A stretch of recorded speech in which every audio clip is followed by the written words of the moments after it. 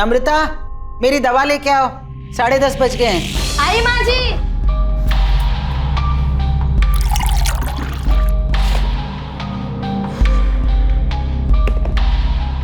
आज दवा देने में फिर देर कर दी।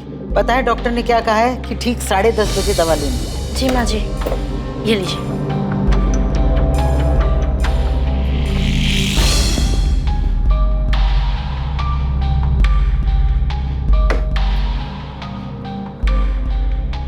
इतनी रात को कहाँ जा रही है रचना? घूमने जा रही हूँ माँ जी। बाय दीदी। समीर, समीर जल्दी चलो, देर हो रही है। समीर भैया, आप इतनी रात को कहाँ जा रहे हो घूमने? आप ही की बहन को सैर कराने ले जा रहा हूँ बाबू। हाँ हाँ ठीक है, और मैं फिर से बोल रही हूँ, समीर के सामने कुछ भी मत बोलना। हाँ, रखती हूँ। क्या बात है, बड़े खुश लग रहे हो? किससे बात कर रहे थे? अरे क्लाइंट से मीटिंग की बात चल रही थी काफी टाइम से, आखिरकार मान ही गया। क्या बात कर रहे हो, रचना मान गई? फिर से वही बात, तो मुझ पर शक क्यों करते हो कल्पना? तुम इतना झूठ क्यों बोलते कपिल? अच्छा तुमसे बातें नहीं करनी, बाहर में जा दूं। हाँ हाँ जाओ जाओ, रचना को इतना वेट करना ठीक नहीं है, जाओ। अब तुम ऐसे ही मेरी सारी बात मानते रहो, फिर देखना हम कहाँ से कहाँ पहुँच जाएंगे। ए, तुमने घर पर किसी को बताया तो नहीं ना कि हम कहाँ जा रहे हैं? नहीं।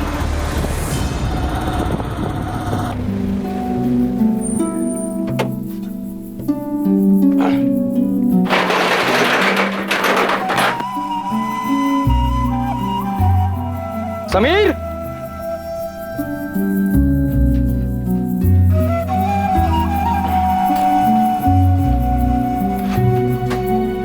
समीर नहीं है क्या? वो रचना को लेकर बाहर गया है। आज आपको काफी देर हो गई आने में। हाँ वो देर हो गई। सोचा था शादी के बाद समीर जिम्मेदार बन जाएगा, लेकिन रचना ने तो उसे और बिगाड़ दिया। ना खर्च पे लगाम है और ना जुबान पर। उसकी माँ ने उसे कुछ सिखा कर नहीं भेजा क्या?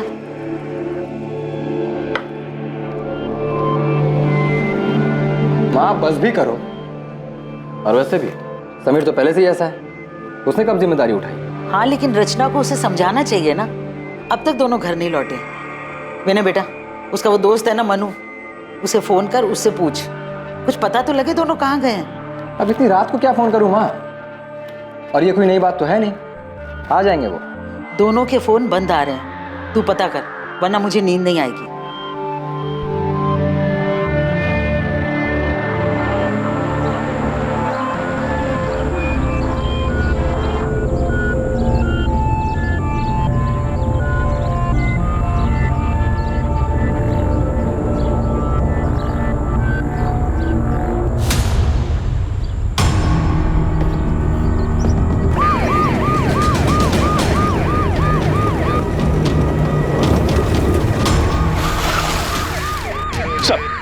इधर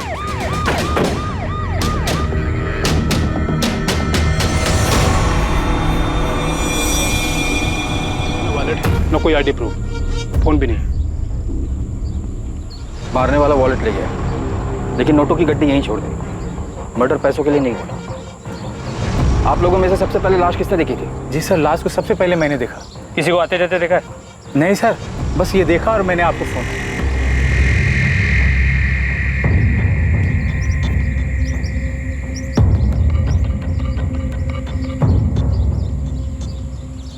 कपड़े फटे हुए, शायद रेप हुआ है। सर आसपास कोई मोबाइल या पर्स नहीं मिला। कपड़ों से अच्छे घर की लड़की लगती है, पर शादीशुदा है, गले में मंगलसूत्र है। एक शादीशुदा औरत अकेले यहाँ क्या कर रही थी? तो हो सकता है वो यहाँ किसी और के साथ आई हो, उसी ने इसे मारा। एक शादीशुदा जोड़ा घर से एक साथ निकलता है और कुछ घंटों बाद अलग अलग शहरों से दोनों की लाशें बरामद होती हैं और दोनों जगहों की पुलिस को एक दूसरे के मर्डर केस के बारे में कोई खबर नहीं थी। इस जोड़े की हत्या के पीछे क्या मकसद था? रफ्तार से आगे बढ़ रही इनकी जिंदगी पर मौत की लगाम आखिर किसने और क्यों लगाई थी?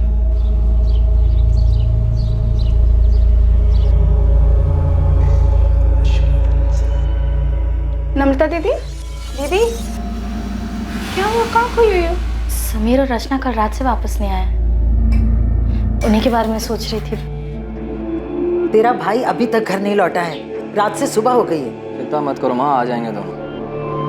मन्नू को भी बोल दिया मैंने पता करने को। सुनिए, मुझे भी उनकी फिक्र हो रही है। इसे इतनी देर तक बिना बताए। अरे यार, बेकार में ही घबरा रहे हो तुम दोनों। विनय, तो अभी के अभी पुलिस स्टेशन जाओ और रिपोर्ट लिखवा। पर मैं कह रहा हूँ, बेकार में चिंता कर रहे हो तुम दोनों। कल रात करीब 11 से 1 बजे के बीच पहले लड़की को बेहोश किया गया है, फिर गला दबाया गया है। पहले इसे बेहोश किया फिर मारा है। जी हाँ। सर, लड़की की फोटो को आसपास के सभी थानों में भिजवाया है और कहीं भी कोई मिसिंग कंप्लेंट होगी तो जल्दी पता चल जाएगा।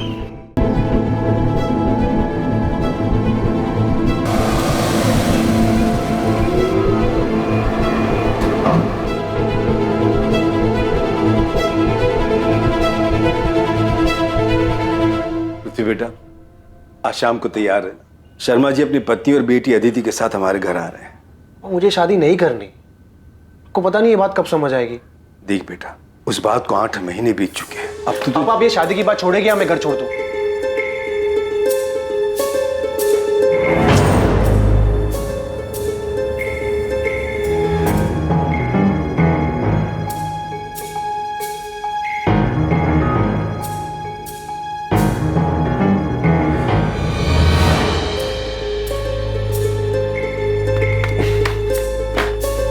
विनय भैया पुलिस स्टेशन गए हैं शिकायत लिखवाने। हाँ मनु बेटा, समीर और रचना कल रात से घर नहीं लौटे। उन दोनों के फोन भी बंद आ रहे। मनु, समीर ने तुम्हें कुछ बताया था क्या कि वो कहाँ जाने वाले हैं? नहीं भाभी, समीर ने तो इस बारे में मुझे बिल्कुल कुछ भी नहीं हुआ। आज के बाद दोबारा ऐसा घटिया मजाक किया ना तो जान से मार दूं।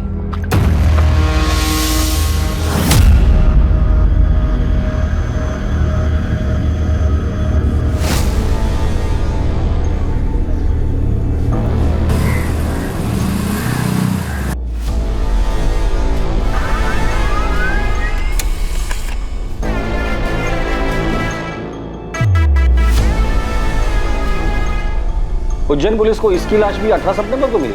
जी सर, इस लड़के की भी कोई आइडेंटिफिकेशन नहीं मिली, लेकिन हैरानी की बात यह है कि मौत का वक्त और मारने का तरीका बिल्कुल सेम है। हमें जिस लड़की की लाश मिली थी उस केस के डिटेल्स इस केस के डिटेल्स से काफी मैच करते हैं। उज्जैन के माधव चौक पुलिस स्टेशन के पीएसआई अनिरुद्ध से मेरी बात हुई। तुमने जिस लड़की की फोटो और डिटेल्स भेजी है उसे पढ़ते ही मुझे लगा कि शायद ये दोनों विक्टिम्स कनेक्टेड हैं। क्या ये दोनों विक्टिम्स उज्जैन के हैं? ये तो पता नहीं कि उज्जैन से इंदौर से, लेकिन पोस्टमार्टम रिपोर्ट के हिसाब से लड़के की भी मौत 17 सितंबर की रात की 11 से 1 के बीच हुई। पहले नशीली दवा देकर बेहोश किया गया और फिर गला घोटकर मार दिया गया। प्रशांत, इस लड़के की फोटो इंदौर के सभी पुलिस स्टेशन में सर्कुलेट कर दो और खबरियों को काम पर लगा दो। पुलिस और खबरियों ने इंदौर और उज्जैन में जगह जगह दोनों विक्टिम्स के बारे में पूछताछ की और जल्द ही उन्हें पता चल गया कि वो दोनों विक्टिम्स समीर शुक्ला और रचना शुक्ला थे।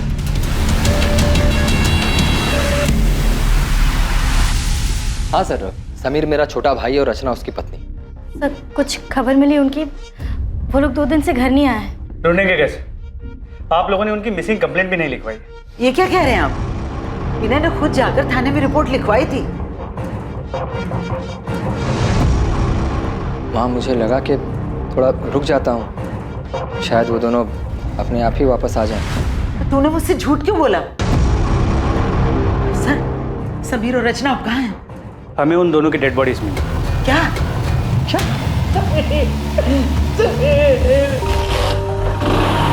अरे समीर, आज तो फिर मेरी बाइक लेके भागने की फिराक में। भैया प्लीज ले जाने दो ना, आज कॉलेज में रोज डे। समीर, मुझे काम पर जाना है, मैं कैसे जाऊंगा? बस में जाना पड़ेगा मुझे। प्लीज भैया प्लीज, सिर्फ एक दिन के लिए, आज रोज डे है ना इसलिए। ठीक है, जा ले जा। अरे थैंक यू सो मच। विनय, कुछ पूछा है मैंने तुम्हें, सुन रहे हो तुम? सॉरी सर, आप कुछ कह रहे थे? तुम्हारे भाई समीर की किसी के साथ दुश्मनी थी? नहीं। रचना का किसी के साथ झगड़ा हुआ था? क्योंकि मारने से पहले उसके साथ जबरदस्ती की गई, शायद रही। कुछ बता सकते हो कि ऐसा कौन कर सकता है? तुमने मिसिंग कंप्लेंट क्यों नहीं लिखवाई और अपनी बीवी और माँ को झूठ क्यों कहा कि लिखवाई है? सर, मेरा भाई, मैं कुछ, सर इस वक्त मुझे कुछ समझ में नहीं आ रहा है। ठीक है, फिलहाल के लिए जा सकते।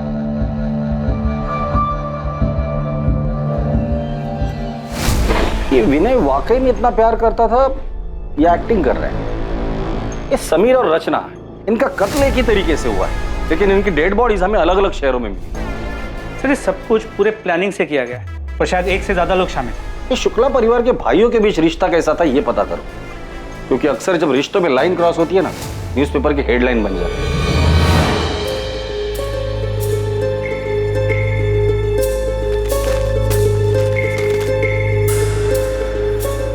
क्या हो पापा, ऐसे हड़बड़ा क्यों रहे हो? कुछ नहीं बेटा, कुछ नहीं। पापा सोशल मीडिया का जमाना है, बाहर आजकल से अखबार तक नहीं रहते। तूने रचना के बारे में पढ़ा? हाँ, बुरा हुआ। पृथ्वी बेटा तू ठीक तो है? हाँ पापा मैं ठीक हूँ। आप चाहते थे ना मैं अदिति से मिलूं, मैं तैयार हूँ।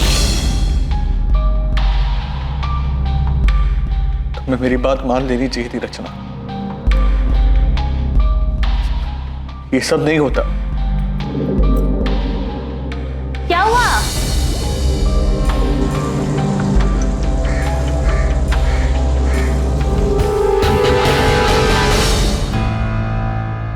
रचना, मेरी मेहंदी का रंग कितना अच्छा आया है ना, देख। तू रो रही है? तू सच्ची रो रही है? चुप कर, मैं कहाँ रो रही हूँ? नहीं, तेरी तो सिर्फ आंखें लीक कर रही है ना? सच बता, मुझे मिस करेगी इसलिए रो रही है ना? मैं तुझसे कह रही हूँ, जब तेरी शादी होगी ना तब तू। दीदी, क्या शादी? शादी शादी मतलब बिना पगार की नौकरी। पति को खुश रखो, सास को खुश रखो और अपने सभी सपनों पर ताला मार के बंद कर दो। मुझे नहीं करना। क्यों नहीं करनी शादी? मैंने नम्रता के देवर समीर से तेरे रिश्ते की बात चलाई है। बहुत अच्छा लड़का है और तुझे पसंद भी करता है। माँ पसंद नहीं, पूरा लट्टू है रचना पर। देख रचना, मैं तुझे अभी समझा रही हूँ, तो सुधर जा। आसमान में नहीं जमीन पर रहना है हमें।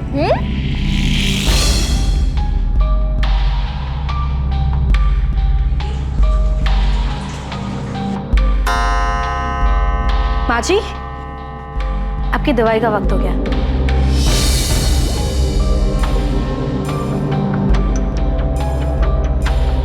मुझे समझ नहीं आ रहा, विनय ने मुझसे झूठ क्यों बोला? उसने रिपोर्ट क्यों नहीं लिखवाई? मोनू, तुम समीर के बचपन के दोस्त हो, उसे अच्छे से जानते हो। हाल फिलहाल में उसका किसी के साथ लड़ाई झगड़ा या कहासुनी हुई थी? आज के बाद दोबारा ऐसा घटिया मजाक किया ना तो जान से मार दूंगा। नहीं सर, इस बारे में तो मैं कुछ नहीं जानता। लेकिन आपको एक बात बताना चाहता हूँ, समीर और विनय भैया के रिश्ते के बारे में। साहब, विनय भैया और समीर के बीच में पहले तो सब कुछ ठीक था, लेकिन 8 महीने पहले जब से समीर और रचना की शादी हुई तब से सब कुछ बदल गया। लेकिन रचना तो विनय की बीवी नम्रता की सगी बहन थी ना? जी सर, लेकिन नम्रता भाभी और रचना में बहुत फर्क था। जहाँ भाभी ने आज तक पूरे परिवार को संभाल के रखा, वहीं रचना ने उन्हें आते ही अलग कर दिया। माँ, मुझे समझ नहीं आ रहा है कि आज इतने सालों बाद अचानक मेरी दुकान और आपका टिफिन बिजनेस वाली बात क्यों उठ रही है? क्योंकि समीर को अपने हक का एहसास हो गया है जीजा जी। हक का एहसास तो तुमने करवा दिया रचना, तो अब लगे हाथ इसे जिम्मेदारी का एहसास भी करा दो। एहसास तो आपको होना चाहिए ना जीजा जी। समीर कोई छोटा बच्चा नहीं है जो आप उस पर अपना हुक्म चलाते रहे और वो चुपचाप सुनता रहे। रचना, ये कोई तरीका है अपने जीजा जी से बात करने का?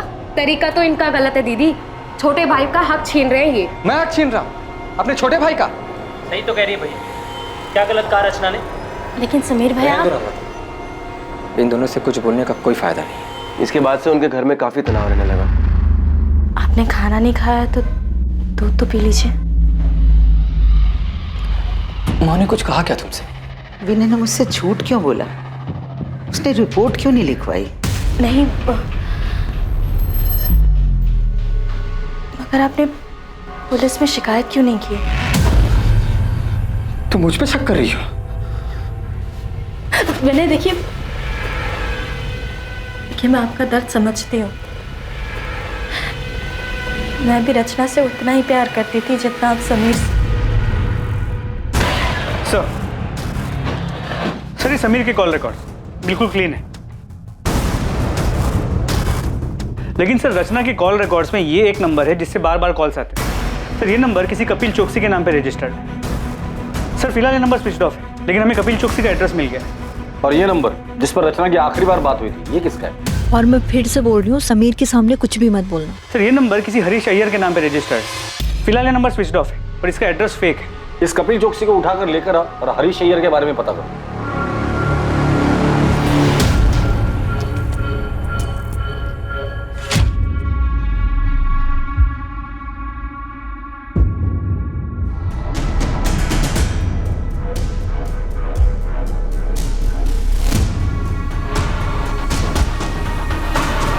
कल्पना, अच्छा यही होगा कि आप हमें सच सच बता दें कि आपके पति कपिल इस वक्त कहाँ है। सर मेरा उस आदमी के साथ कोई वास्ता नहीं है। कपिल क्या हुआ, इतना डरे हुए क्यों हो? हाँ, क्या किया तुमने?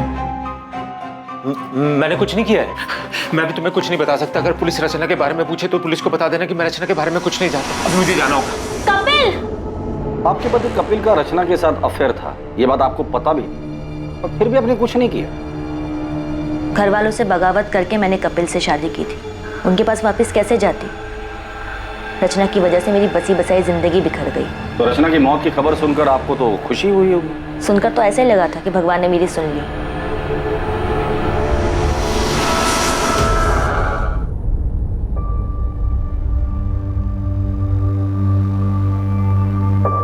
मैं तुमसे प्यार करने लगा हूँ, शादी करोगे मुझसे?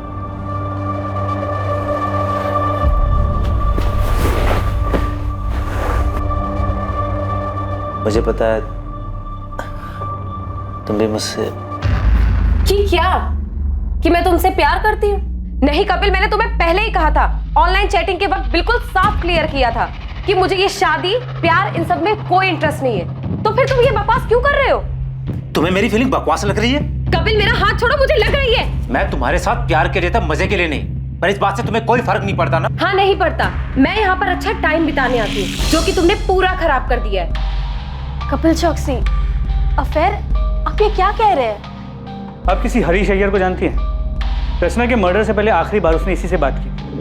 मैं किसी हरीश अय्यर को नहीं जानती। कौन है ये? क्या इसका भी रचना के साथ अफेयर? आपके पति विनय कहाँ है? आपको जो कुछ पूछना आप पूछ सकते हैं सर।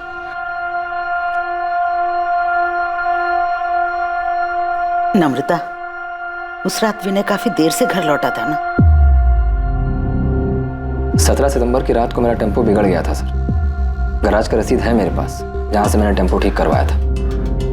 समीर और रचना 17 सितंबर को गायब हुए थे और 20 सितंबर तक तुमने उनकी मिसिंग कंप्लेंट नहीं लिखवाई थी। क्यों? क्योंकि समीर की शादी के बाद ऐसा 2-3 बार पहले भी हो चुका था। समीर और रचना अक्सर बिना बताए घूमने चले जाते थे। मैंने सोचा 1-2 दिन में लौट आएंगे। सर यही सच है। और दुकान के किराए के पीछे हुए झगड़े का सच, वो क्या था? सर रचना के उकसाने पर हमारे बीच झगड़ा हुआ था, लेकिन समीर हमेशा से जिद्दी रहा है। ये मनमानी करना उसके लिए कोई नई बात नहीं थी।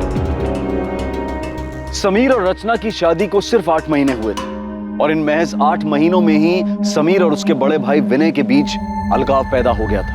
ये बात भी सामने आई थी कि शायद रचना का किसी कपिल चौकसी के साथ अफेयर था। लेकिन अब जो खबर सामने आने वाली थी वो शुक्ला परिवार को पूरी तरह से झकझोर कर रख देने वाली थी। तुझे क्या लगा था? तू बताएगा नहीं तो हमें पता नहीं चलेगा? बोल, समीर के मर्डर से 1 दिन पहले तुम दोनों का किस बात को लेकर झगड़ा हुआ था? आज के बाद दोबारा ऐसा घटिया मजाक किया ना तो जान से मार दूं। तुझे भरोसा नहीं है ना मेरी बात पे? ये देख अपनी आंख से। ऐसा क्या था उस वीडियो में कि समीर के होश उड़ गए? बता दो। रचना का सच जो इत्तेफाक से मेरे सामने आ गया। सर वो कुछ 3-4 हफ्ते पहले मेरा दोस्त पंकज इंदौर से आया हुआ था। हम दोनों होटल के कॉरिडोर से बाहर आ ही रहे थे कि वहां मुझे रचना दिखी। वो किसी आदमी के साथ थी। मुझे देखकर ये बहुत झटका लगा। मेरे कुछ समझ में नहीं आया तो मैंने तुरंत अपना फोन निकाला और उनके कमरे में अंदर जाने की वीडियो बना ली ताकि समीर को दिखा सकूं। कौन है आदमी? सिर्फ ये एक आदमी नहीं है, मैंने उस होटल के वेटर से बात भी की है। हाँ साहब, ये मैडम अक्सर यहाँ आती हैं और इनसे मिलने कई साहब आते हैं।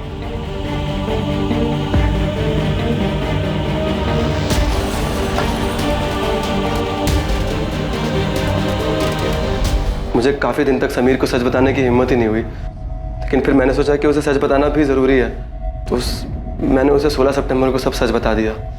अगले दिन पता चला कि रचना और समीर दोनों गायब हैं और फिर उनकी लाश मिली। ये आदमी कौन है? मैं नहीं जानता, लेकिन उस दिन अंतिम संस्कार वाले दिन ये घर पे आया हुआ था। मैं नहीं जानता ये कौन है। अंतिम विधि में ये आदमी आपके घर आया था? आया होगा, मुझे नहीं मालूम। तुम्हारी बीवी नम्रता इस सब के बारे में जानती है? नम्रता, रचना ने जो किया उसमें तुम्हारा कोई दोष नहीं है। विनय, आप पुलिस की बात मत सुनो, वो लोग झूठ बोल रहे हैं। रचना ऐसी नहीं थी। पुलिस ने खुद उस होटल में जा करके पता लगाया था जहां रचना। ये रचना भी ना जाते जाते हम सबका मुंह काला कर गई। तेरी माँ ने यही सिखाया था क्या उसे? नम्रता, माँ, तो कुछ भी बोले जा रही हो तुम। सर, पूरे परिवार में इस आदमी को कोई नहीं जानता। ये आदमी अंतिम संस्कार के लिए आया था और इसे कोई नहीं जानता। अजीब बात है। रचना के कॉल रिकॉर्ड्स में कपिल चौकसी और हरीश अय्यर के अलावा और कोई सस्पिशियस नंबर नहीं मिला है। लेकिन रचना से मिलने उस होटल में कई लोग आते थे, तो हो सकता है कि उसके पास कोई दूसरा नंबर। रचना के इस दूसरे रूप के बारे में सच में कोई नहीं जानता। ऐसे कैसे?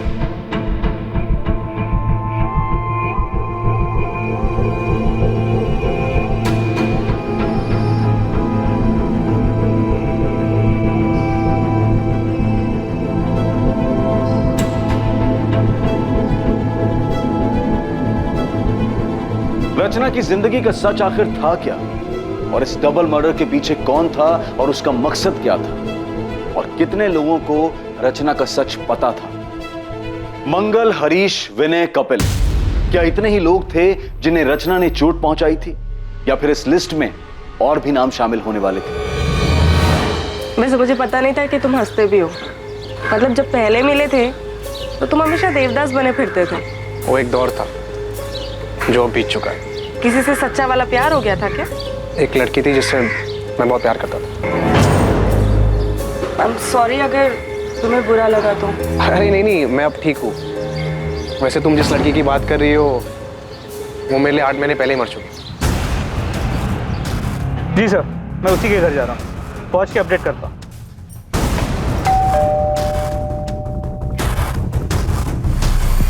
अंदर कमरे में है। बोल। सर, मैंने रचना को नहीं मारा। तो फरार क्यों हो गया था तू? मुझे लगा कि सारा शक मेरे ऊपर जाएगा। मैं उससे प्यार करता था सर, मैं उसको क्यों मारूंगा? अच्छा आशिक है रे तू। जब तुझे पता चला कि तेरे माशूका के और भी आशिक है तो तूने उसे और उसके पति दोनों को मार डाला। सर, मुझे इसके बारे में कुछ नहीं पता है सर। मैं तो उससे शादी करना चाहता था, वो भी राजी थी सर। शादी करोगे मुझसे? नहीं कपिल, मुझे ये शादी प्यार इन सब में कोई इंटरेस्ट नहीं है। ये कौन है? इसे जानते हैं? इसका नाम क्या है? हरीश अय्यर। कितनी देर कपिल? 10 मिनट से तुम्हारा वेट कर रही हूँ, जल्दी आओ। रचना, तुम यहाँ धूप में क्यों खड़ी हो? तुम्हें गर्मी लग रही होगी। मंगल, तुम यहाँ? तुम एक हफ्ते से मेरा फोन क्यों नहीं उठा रही? वो मैं कॉल करने ही वाली थी तुम्हें। मुझे लगा ही, इसीलिए मैं नया फोन लेने निकला था। वो पुराना फोन मैंने तोड़ दिया ना, वो यहाँ मार के। क्यों? वो तुम फोन नहीं उठा रही तो गुस्सा आ गया, गुस्से में मैंने यहाँ मार मार के तोड़ दिया फोन। बस 2 मिनट रुक जाओ प्लीज। हाँ रचना, रचना बाहर निकलो, जल्दी भागो यहाँ से कपिल, इसका दिमाग खराब है। रचना बाहर निकलो। सर फिर आया ये, प्लीज यहाँ से चलो। रचना, रचना। कौन था ये? अरे मंगल वर्मा नाम है इसका। एक बार इसने मुझे किसी शादी में देख लिया था, मैंने बस इस पे थोड़ी सी तरस खा के बात क्या कर ली, ये तो पीछे ही पड़ गया। कहता है इसे मुझ में अपनी मरी हुई पत्नी नजर आती है। सर, उस दिन रचना काफी घबराई हुई थी। मंगल को देख के उसके पसीने छूट रहे थे। सर, इससे ज्यादा मैं मंगल के बारे में कुछ नहीं जानता। सर, खबरी जाकिर मंगल वर्मा की खोज पे लग गया है, जल्दी कुछ पता चल जाएगा। और होटल के रजिस्टर में जो भी नाम और पता था सब फर्जी था। ये कपिल खुद को बचाने के लिए झूठ भी बोल सकता है। कहानी सुनाकर अपनी करनी मंगल वर्मा पर डाल रहा है। पृथ्वी बेट,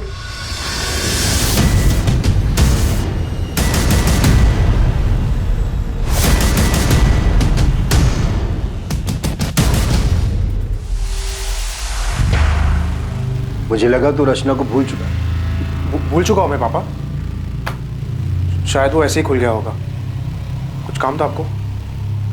मैं तो यहाँ आदित्य के साथ तेरी शादी की बात करने आया था। और तू और मुझे अदिति पसंद नहीं आई। मैं शादी नहीं कर सकता उसके साथ। साहब ये मंगल वर्मा है ना साहब, ये बलबीर नगर में रहता है, नियति अपार्टमेंट्स करके बिल्डिंग है, वहीं रहता है।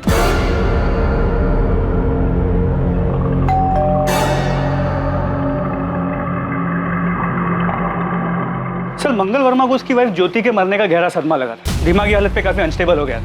इनफैक्ट काफी टाइम तक वो अस्पताल में था जहाँ पे उसका ट्रीटमेंट चल रहा था। अभी 1 साल पहले हॉस्पिटल से डिस्चार्ज हुआ है। उसके डॉक्टर ने बताया कि कभी कभी वो आपे से बाहर हो जाता है, काफी वायलेंट हो जाता है, लेकिन किसी भी पुलिस स्टेशन में उसकी कोई वायलेंट या क्रिमिनल हिस्ट्री नहीं मिली। तुम रचना से कैसे मिले? उसे पहली बार मैंने एक शादी में देखा था। उसे देखकर ऐसा लगा कि उसके रूप में मेरी ज्योति वापस आ गई, इसीलिए मैं उससे बात करने लगा, फिर उसे मिलने लगा। बिल्कुल ज्योति की तरह रखता था मैं उसे। वाह, थैंक यू सो मच। खुश हो ना? बहुत ज्यादा। अच्छा मंगल, अब मुझे निकलना होगा, बहुत देर हो रही है। हाँ अभी मत जाओ ना प्लीज। एक काम करते हैं, हम ना शादी कर लेते हैं, फिर तुम्हें कहीं जाने की जरूरत ही नहीं पड़ेगी। हाँ हाँ बिल्कुल, लेकिन इस बारे में हम बाद में बात करें। कब?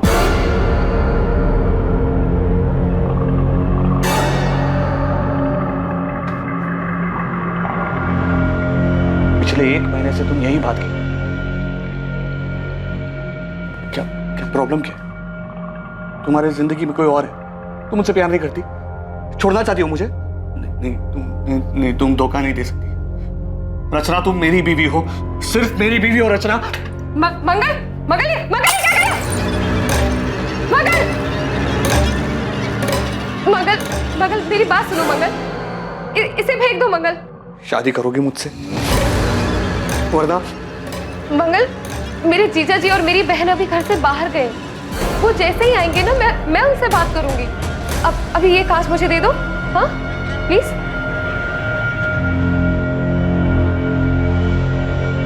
उस दिन के बाद मेरी रचना से कोई बात ही नहीं हुई। बहुत फोन किए मैंने उसे, लेकिन इसने उठाया ही नहीं। रचना के साथ कौन से नंबर पर बात होती थी तुम्हारी? 4441121। रचना ने बेवकूफ बनाया तुम्हें। तुम यहाँ उसे महंगे महंगे तोहफे देते रहे और वो वहां तुम्हारे साथ साथ 4 और लोगों को भी घुमा रही थी। रचना के बारे में ऐसे बात मत करो प्लीज। ये हम नहीं, पूरा इंदौर बोल रहा। तुम नहीं जानते? अरे तुम्हारे जैसे कई आशिक है उसके, उनमें से एक यहाँ जेल में भी है। कहता है कि वो रचना से प्यार करता था और रचना भी उससे प्यार करती। तुम जिस होटल में रचना के साथ जाते थे, रचना वहाँ और लोगों के साथ भी जाती थी। रचना सिर्फ मेरी थी, उसके बारे में बकवास नहीं समझे? उसके बारे में बकवास मत करना। रचना सिर्फ मेरी थी, बकवास बात मत करो।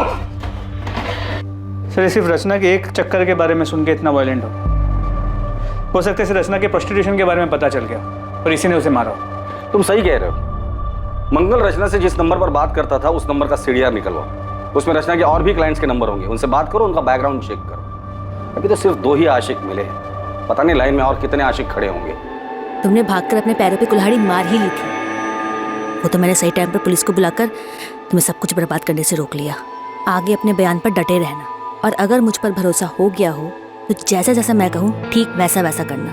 जैसा तुम कहोगी वैसा ही करूंगा, बस मुझे यहाँ से निकाल लो। मैं तुमसे वादा करता हूँ दुनिया का सबसे अच्छा पति बन के दिखाऊंगा।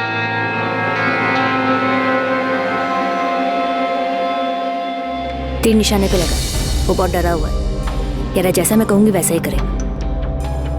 हाँ ओके, शायद रचना की मौत मेरी जिंदगी बना दे। साहब कोई बाइक पसंद आई? ऐसी फटीचर बाइक लेने से मैं कोई साइकिल ले लूंगा। कोई अच्छी है तो बता। अरे साहब एकदम नई और ताजा माल आया है साहब, आप इसको देखो एक बार।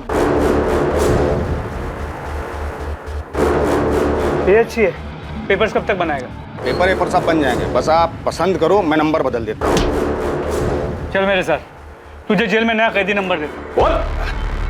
बोल साहब माफ कर दो साहब, कसम खाते हैं हमें उसका नाम नहीं मालूम साहब। हम चोरी गाड़ी जरूर खरीदते लेकिन उनका नाम पता नहीं पूछते हैं साहब। कल तो याद होगी ना तुझे? स्केच आर्टिस्ट को बुलाकर इससे स्केच बनवा लेना, और इसे अगर शक्ल याद नहीं होगी ना तो इसकी शक्ल बिगाड़ देना।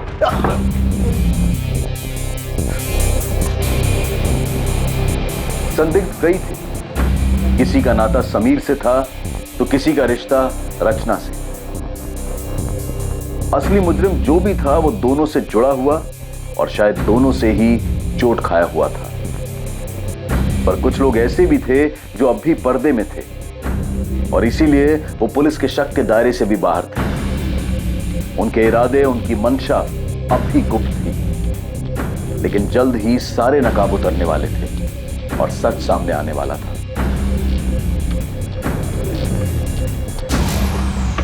माँ, कहाँ जा रही हो? पुलिस स्टेशन, समीर के कातिल के बारे में पता कर। अरुणा जी, समीर और रचना के कातिल को हम ढूंढने की पूरी कोशिश कर रहे हैं। क्या आपको किसी पर शक है? नहीं, लेकिन जिसने भी ये किया है उसे कड़ी से कड़ी सजा मिलनी चाहिए। सर, मुश्ताक ने स्केच बनवाया। क्या आप इसे जानते हैं? इसने समीर की बाइक बेची। सर, इसे तो मैंने समीर भैया के साथ देखा था। संध्या। जी भैया। हम लोग आगे ही जा रहे हैं तेरे घर की तरफ से, तुझे छोड़ देंगे। जी। ये पृथ्वी भैया उज्जैन से। नमस्ते। पृथ्वी उज्जैन से? नम्रता और रचना भी उज्जैन से ही हैं। और कुछ याद है इस आदमी के बारे में? थैंक यू भैया।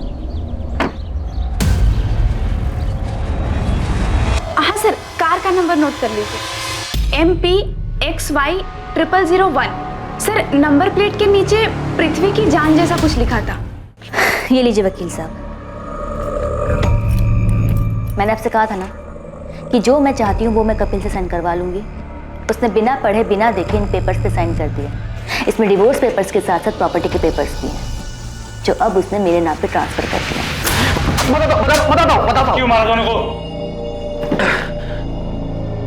बोल। रचना और मैं एक दूसरे से प्यार करते थे। हम 2 साल से एक साथ थे।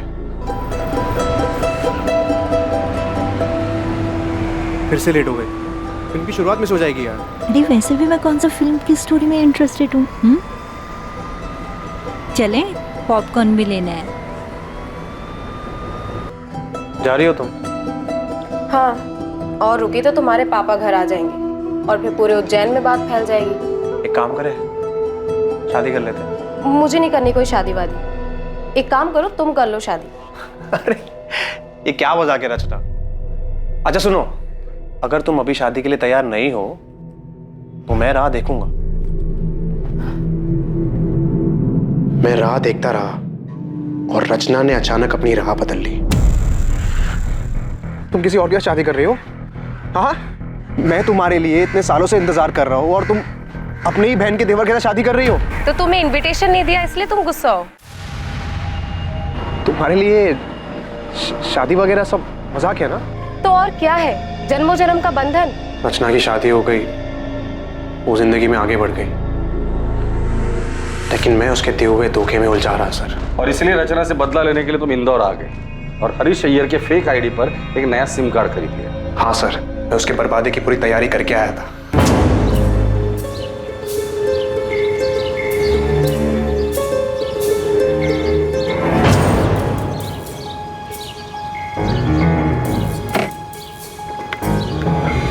अरे पृथ्वी, तुम यहाँ? और वाह, क्या रूप है। बाय द वे, ये समीर है, मेरे पति। हाय पृथ्वी। समीर, ये पृथ्वी है, मेरा कॉलेज फ्रेंड। मैंने समीर से दोस्ती कर ली। मैंने बताया कि इंदौर में पापा की ज़मीन है, इसे मैं बेचने आया हूँ। मैंने ज़मीन का भाव इतना कम बताया कि रचना और समीर दोनों लालच में आ गए। फिर ज़मीन दिखाने और टोकन देने के बहाने मैंने उनको बुलाया। हाँ, हम लोग निकल रहे हैं। हाँ, और समीर ने पैसे भी ले लिए, लेकिन ध्यान रखना समीर को हमारे बारे में पता नहीं चलना चाहिए। अरे नहीं, तुम चिंता मत करो, मैं कोई भी पुरानी बात नहीं करूँगा। मुझे सिर्फ बिजनेस करना है। हम डिनर करके प्लॉट देखने जाएंगे और फिर डील वहीं पे फाइनल कर देंगे। हाँ हाँ ठीक है, और मैं फिर से बोल रही हूँ, समीर के सामने कुछ भी मत बोलना।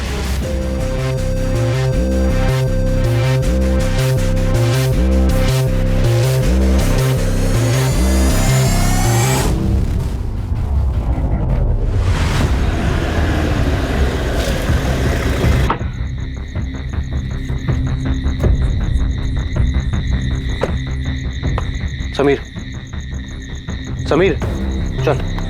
ये कहाँ है? संभाल के, थोड़ा ही आ गया प्लॉट। रचना? हाँ रचना आएगी पीछे से, आ जा।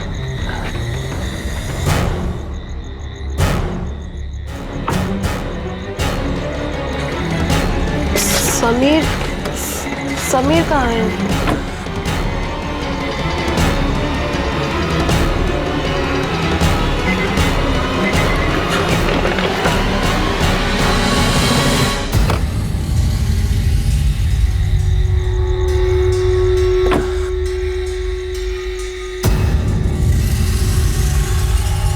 मैंने समीर की लाश वही उज्जैन में छोड़ दी और रचना की लाश मैंने इंदौर में आके फेंक दी। दोनों के फोन मैंने तोड़ के नाले में फेंक दिए और अगले दिन समीर की बाइक ढाबे से उठा ली। पृथ्वी, ये सब करके क्या मिला तुझे? मिला सर, बदला मिला।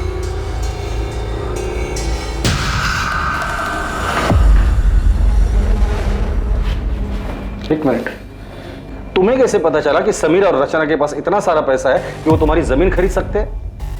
सच सच बता, ये सारी प्लानिंग तूने अकेले नहीं की थी? सर मुझे बताया गया था कि उनको दुकान का किराया मिलता है, वो कहाँ जाते हैं, कहाँ घूमते हैं, इन सब की डिटेल बताई गई थी। सच सच बता दे, कौन है इस केस का मास्टरमाइंड? सर, ये पृथ्वी सच कह रहा है या अपना किया किसी और के सर पे डाल रहा है? अगर ये पृथ्वी झूठ बोल रहा है तो हमारे पास कोई सबूत नहीं, लेकिन अगर ये पृथ्वी सच भी बोल रहा है तो हमें उसका कन्फेशन चाहिए होगा। लेकिन मुझे लग रहा है कि ये पृथ्वी हमारे साथ खेल खेल रहा है। सच जानने के लिए हम भी खेल खेलते, उठा दे उसको। पृथ्वी ने सब कबूल कर लिया, तेरी बारी है। अरे मैंने कुछ नहीं किया सर। सर मेरे पति ऐसा नहीं कर सकते। पृथ्वी ने खुद विनय का नाम लिया है। झूठ बोल रहा है पृथ्वी, मेरे पति ऐसा कर ही नहीं सकते। आपके सामने ही आपके पति से हम सच उगलवाते हैं। चलिए बोल, चल बोल। विनय, विनय आप ठीक है ना? उन्होंने आपको कुछ किया तो नहीं? अब तक तो कुछ नहीं किया है, लेकिन आगे का वादा नहीं कर सकते। बेहतर यही होगा कि तू सच बता दे। मैंने कुछ नहीं। तू ऐसे नहीं बोलेगा, लगता है सच उगलवाने की स्पेशल ट्रीटमेंट तुझे देनी ही पड़ेगी। सर मेरा मैंने मरवाया रचना और समीर, इन्हें कुछ नहीं पता, इन्होंने कुछ नहीं किया। ये तो क्या कह रही है नम्रता? सच बोल रही है वो। सारा सच हम पहले से ही जानते थे, बस वही सारा सच हम तुम्हारे मुंह से सुनना चाहते थे, इसीलिए तुम्हारे पति विनय को पकड़ने का नाटक हम लोगों ने किया था। सारी कहानी बताओ, सारा प्लान बताओ। सारा प्लान मेरा था। मैं नहीं चाहती थी कि रचना और समीर जिंदा बचे, पर इसके लिए मुझे किसी की मदद की जरूरत थी। तुम्हारा ध्यान कहाँ था? नहीं था। नम्रता, रचना कितनी देर लगा दी यार आने में? मम्मी से कितना झूठ बोलूं तेरे लिए? तो क्या सच बता दोगी? मुझे डांट खाने दोगी? और फिर मैं पृथ्वी मेरे प्यार से कैसे मिलूंगी? नहीं ऐसे नहीं है दीदी, अगर ऐसा नहीं है तो फिर हम कल का भी प्लान बना ले। आप संभाल लोगी ना? हाँ संभाल लूंगी, तू नाटक बंद कर। नम्रता थैंक यू सो मच, अगर तुम नहीं होती तो मैं ऐसे रोज मिल भी नहीं पाता। मैं पृथ्वी और रचना के रिश्ते के बारे में कॉलेज से जानती थी। मुझे पता था पृथ्वी उससे कितना प्यार करता था और अब भी करता है, इसलिए मैंने तय किया और पृथ्वी से मिलने चली गई।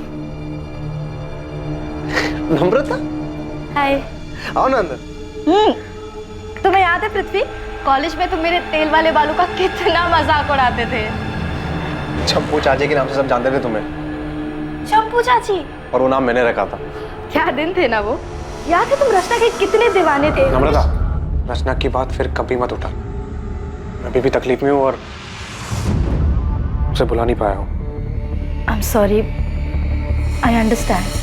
रचना ने तुम्हें बहुत चोट पहुंचाई है और वो आज भी वही कर रही है। शादी उसने समीर के साथ की है, मगर सुहागरात सबके साथ मना रही है।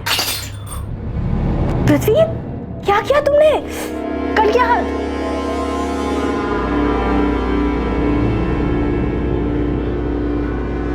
रचना का नाम मेरे सामने कभी मत लेना। बहुत मुश्किल से उसे भूलने की कोशिश कर रहा हूँ। पापा भी चाहते हैं कि मेरी शादी अदिति से हो जाए और वो लड़की भी अच्छी है, बस मेरा मन नहीं कर रहा। मैं जानती हूँ कि रचना ने तुम्हें बहुत दुख दिया है, मगर सच कहूँ तो रचना पहले से ही बहुत सेल्फिश थी। उसने कभी किसी के बारे में नहीं सोचा और उसने तुम्हारे साथ जो किया है उसके बाद तो शायद तुम हमेशा तकलीफ में रहोगे, कभी मूव ऑन नहीं कर पाओगे। लेकिन तुम ये सब मुझे क्यों कह रही हो? क्योंकि मैं खुद तकलीफ में हूँ। मैं बस चाहती हूँ कि रचना समझे कि वो इस तरह लोगों के साथ खिलवाड़ नहीं कर सकती। पृथ्वी, तुम रचना को मार डालो। क्या? देखो, उसने तुम्हारे साथ जो किया है और वो बाकी कई लोगों के साथ कर रही है, वो सही नहीं है। उससे रोकना होगा। मैं मानता हूं कि मुझे रचना पे बहुत गुस्सा है और उसको मारने से ही मुझे सुकून मिलेगा, लेकिन सिर्फ सुकून के लिए मार दूं? पूरा रिस्क मेरा और फायदा सिर्फ तुम्हारा हो रहा है, मेरा कुछ फायदा नहीं हो रहा है यहाँ पे। तुम्हें मुझसे जो फायदा उठाना उठा, बस रचना और समीर को मार डालो। तुमने रचना को मारने का प्लान सिर्फ इसलिए किया था क्योंकि तुम्हें लगा था कि रचना की हरकतों की वजह से तुम्हारा घर टूट सकता है। मुझे उसके अफेयर के बारे में पहले से ही मालूम था, मगर जब मुझे पता चला कि वो किस हद तक गिर चुकी है तो मैं हिल ही गई। वो किसी के साथ भी सो रही थी और उसके बदले में उसके क्लाइंट्स से। रचना प्रोस्टिट्यूशन में है, ये बात तुम्हें पहले से ही पता थी? मेरी टिफिन सर्विस की हेल्पर संध्या, उसका पति उसी होटल में काम करता था जहाँ रचना जाके। मैंने रचना को कई बार समझाने की कोशिश की। हाँ, धंधा करती हूँ। धंधा तो सभी करते हैं ना दीदी, आप भी तो टिफिन का धंधा करती हैं। पेट की भूख मिटाती हैं और मैं शरीर की, और इसमें साथ साथ कमाई होती है दीदी, वो अलग। हे भगवान, रचना तो कितनी बेशर्म हो गई है। अगर समीर को पता चला तो, बाकी घर वालों को पता चला तो क्या दीदी, तब की तब देख लेंगे ना। और वैसे भी समीर से कहीं बेहतर मिल जाएंगे मुझे। रचना, तेरे साथ साथ मेरा भी नाम जुड़ा हुआ है। तेरी हरकतों की वजह से मेरा घर टूट जाएगा। अरे हमारे परिवार की बदनामी होगी सो अलग। रचना, माँ को मरे 1 साल भी नहीं हुआ है, सोचो कि आत्मा को कितनी ठेस पहुंचेगी। अरे दीदी, आप किन बातों को लेकर बैठ गई हो? ये समाज वमाज कुछ नहीं होता है। लोग सिर्फ 4 दिन बातें करेंगे, उसके बाद आगे बढ़ जाएंगे, लेकिन जिंदगी दीदी एक ही है। और मैं अपनी जिंदगी अपने मन मुताबिक जीना चाहती हूँ, अपनी मर्जी से। रचना समझ ही नहीं रही थी। वो घर, परिवार, समाज किसी के बारे में नहीं सोचना चाहती थी, बस अपने मन की करना चाहती थी, जैसे वो बचपन से करती आ रही थी। मगर अब बस बहुत हो चुका था। मैं उसे अपना घर उजाड़ने नहीं दे सकती थी। लेकिन समीर को क्यों मरवाया? पूरा किराया देकर आपने कोई एहसान नहीं किया मुझे। वैसे भी वो मेरा हक है जो पिछले कई सालों से आप मुझसे छीनते आ रहे हैं। मैं छीनते आ रहा हूँ? मैं छीनते आ रहा हूँ? हाँ, तुम।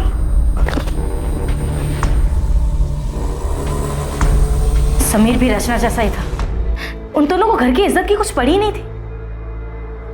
वो दोनों तो बस घर की शांति खराब करने पे तुले थे। उन्हें बस बर्बाद करना आता था। वो दोनों तुम्हारा घर बर्बाद कर देंगे, इस डर से तुमने खुद अपने हाथों से अपना घर बर्बाद कर लिया है। मैंने, मुझसे गलती हो गई, लेकिन मैं डर गई थी। मुझे लगा कि रचना की सच्चाई जानकर आप मुझे छोड़ देंगे। हमारे परिवार की इज्जत, समाज, हम सबको क्या मुंह दिखाते। गुस्सा मेरे अंदर भी था, लेकिन तुम अपने गुस्से और नफरत में इतनी अंधी हो गई थी कि तुमने इतना भी नहीं सोचा कि जो आग तुम लगाने जा रही थी वो तुम्हारा अपना घर भी राख कर देगा। तुमने सब कुछ खत्म कर दिया नम्रता।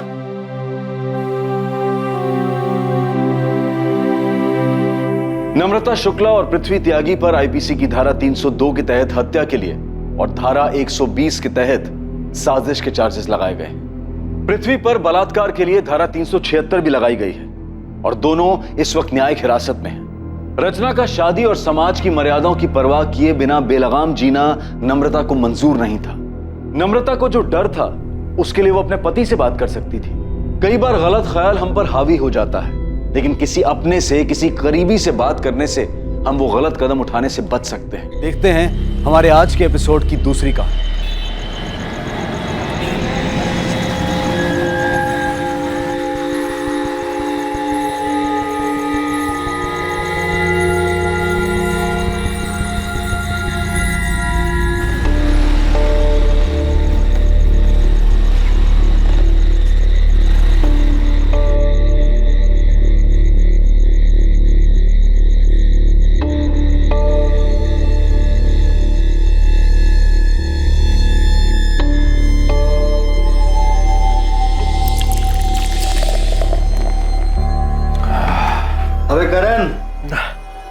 तो फिर से शुरू हो गया यार।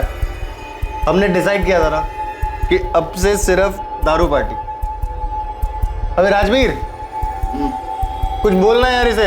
अरे तेजपाल यार चिल मार, नशा क्यों खराब कर रहा है? और तेरी दारू तो क्या, दुनिया का कोई भी नशा इसकी बराबरी नहीं कर सकता। यकीन नहीं आता तो ट्राई करके देख ले। तेरे को जो ठीक लगता है कर, तेरे को वैसे भी किसी की सुननी तो है नहीं। अबे तेजपाल, अबे जाने देना उसे, जिंदगी के मजे लेने दे और तू अपनी दारू के मजे ले।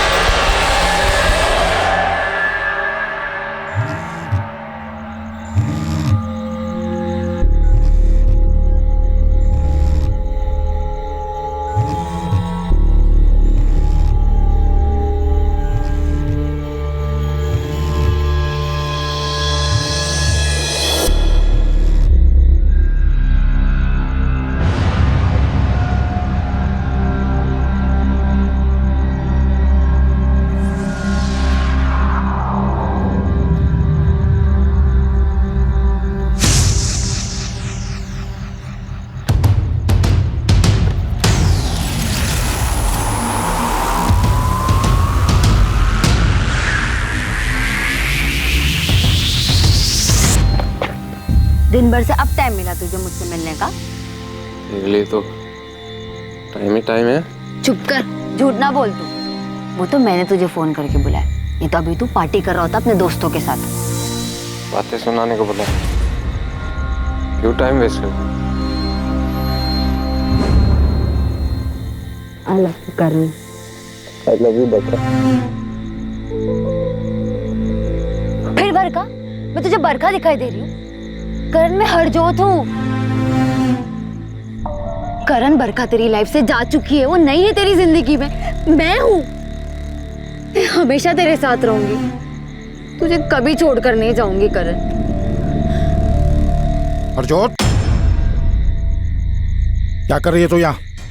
और ये चप्सी यहाँ क्या कर रहा है? पापा वो मैंने इसे बुलाया था। नीचे जा। पापा पर अब कुछ मत करना इसके साथ पापा, अब मेरी कसम। ठीक है, नहीं करूंगा। जा नीचे जा।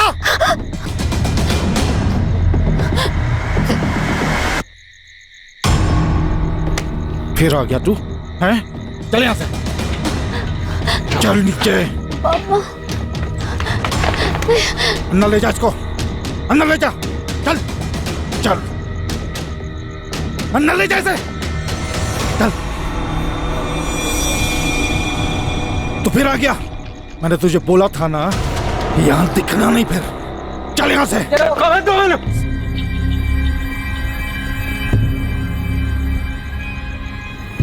करण, उठ पुत्र, क्या हो गया? उठ जा। जी संभाल लो इसनो, और पानी सर के ऊपर से जा चुका है। तुम्हारा ये चर्सी और निकम्मा बेटा मेरी बेटी की जिंदगी बर्बाद कर रहा है, मेरी इज्जत नाल खेल रहा है। माफ करना वीर जी, मैं मानती हूँ मेरा करण गलत है, लेकिन आपकी हरजोत, उसे भी तो रोको ना। क्यों बुलाती है वो मेरे बेटे को? संभल के बोलना, बहकाया इसने उसको। अब की बार तो हाथ ही उठाया, अगली बार अपने आप को रोकूंगा नहीं, मार डालूंगा इसे।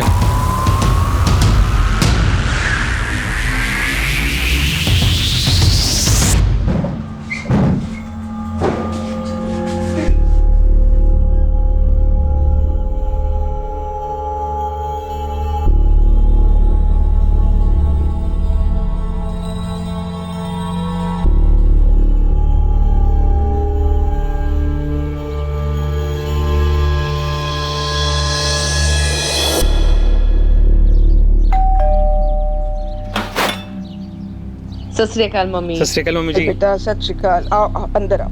और कैसे हो मम्मी जी? मैं तो बिल्कुल ठीक हूँ पुत्र, तू ठीक है ना? तू कहाँ जा रही है? करण कमरे में नहीं है। क्या बात है, आज तो आपका शहजादा इतने सवेरे उठ गया? हाँ, कल रात को नशा नहीं करके आया क्या मम्मी? ऐसी बातें करती है ना, भाई है वो तेरा। मम्मी, मुंह बंद करने से सच्चाई नहीं मिटने वाली। गुरप्रीत, ठंड रख। सच्ची तो बोल रही हूँ ना मैं। अच्छा ठीक है, मैं बात करूंगी ना उससे। मम्मी, कोई फायदा नहीं उससे बात करके, अब सीधी उंगली से घी नहीं निकलने वाला है, अब उंगली टेढ़ी करनी ही पड़ेगी।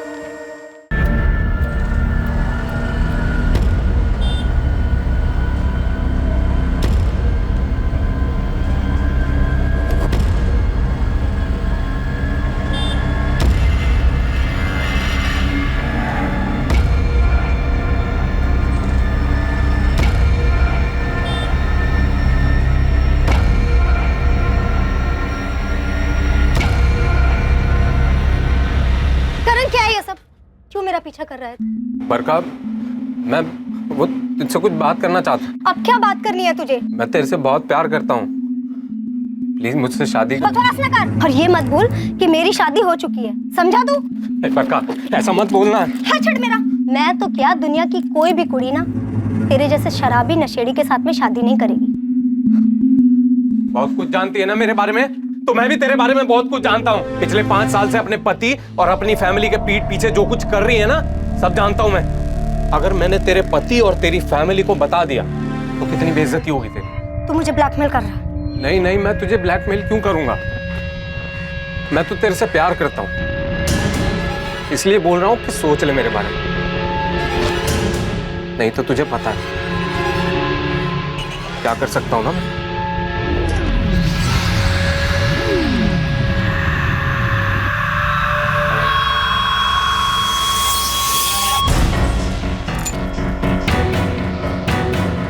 हेलो, इस करण का कुछ करना पड़ेगा। कह रहा है कि सब कुछ जानता है और सबको सब कुछ बता देगा। कैसा है करण? करण, तेरे जीजाजी कुछ पूछ रहे तुझसे। तो क्या करूं? मेरा जवाब देने का मन नहीं है। करण, बदतमीजी ना कर। नशा के तेरे सर पे चढ़ गया, जो बड़ों से बात करने की तमीज भूल गया तू। तेरे जैसे बड़े ना बहुत देखे मैंने। अरे कैसी बातें कर रहा है? बड़ी बहन है वो तेरी। अरे मुझे आप लोगों से बात ही नहीं करनी है, बेकार में टाइम वेस्ट कर रहे हो। अच्छा, तो तेरा टाइम वेस्ट हो रहा है? हाँ तो ठीक है, चल बता बता, ऐसे कौन से जरूरी काम होते हैं तुझे, बता ना। मैं बताऊं? आधी रात कुड़ियों के घर में घुसना और फिर उनके बाप से मार खाना, ये काम होते हैं तेरे। क्यों आती है तू यहाँ? निकल अभी क्या? अभी चुप, ये घर तेरे नाम पे नहीं है जो तू इतनी अकड़ दिखा रहा है मुझे। अच्छा, अब समझा मैं। ये सब ड्रामा तू उस जमीन के लिए कर रही है ना जो मेरा नाम है। वो जमीन पापा की थी, और जितना हक तेरा उस जमीन पे है ना, उतना हक मेरा भी है, समझा? वो जमीन मेरे नाम है, और भूल जाओ उसमें से मैं तुझे 1 इंच भी दूंगा। क्यों नहीं देगा? क्यों नहीं देगा? चुप कर जा, रब द वास्ते चुप कर जा गुरप्रीत। एक बच्चा तो दे नहीं सकती अपने पति को बात करते हैं। करण, करण चुप कर, माफी मांग गुरप्रीत से।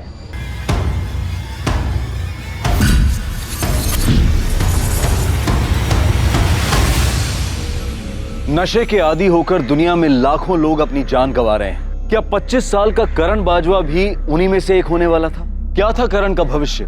क्या नशे की लत की अंधेरी गुफा में कोई नई किरण दिखाई देने वाली थी, या फिर यह अंधेरा ही उसके जीवन का अंत था?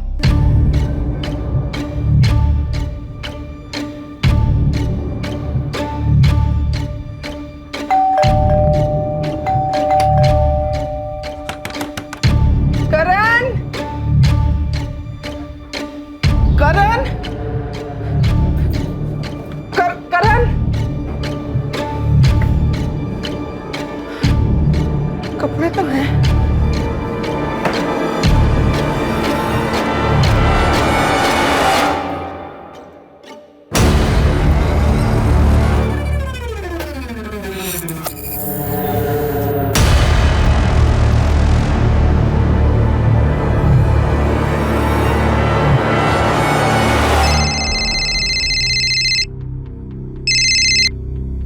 हेलो, सत श्री अकाल आंटी जी। बेटा तुझे पता है करण कहाँ है? नहीं आंटी, मेरी बात नहीं हुई उससे। रुको, मैं अभी फोन करके पूछता हूँ। नहीं नहीं, फोन तो उसका परसों से ही ऑफ आ रहा है, घर पे भी नहीं है। तुझे पता है कहाँ जा सकता है वो? आंटी मुझे तो नहीं पता। आप एक काम करिए ना, आप राजवीर को फोन करके पूछ लीजिए, शायद उसे कुछ पता हो। नहीं आंटी, परसों रात को ही हम मिले थे, उसके बाद मेरी कोई बात नहीं हुई। समझ ही नहीं आ रहा कहाँ चला गया है। आंटी आप टेंशन मत लो, मैं कुछ जगह जानता हूँ जहाँ पे वो जा सकता है, वहाँ पे देखता हूँ शायद मिल जाए। तू पहले यहाँ आ जा, मैं चलूंगी तेरे साथ।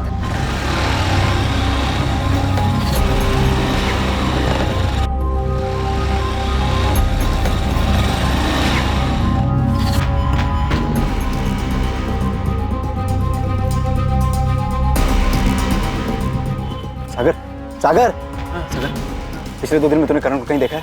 आज कल परसों कभी भी देखा है? नहीं, मुझे नहीं मालूम।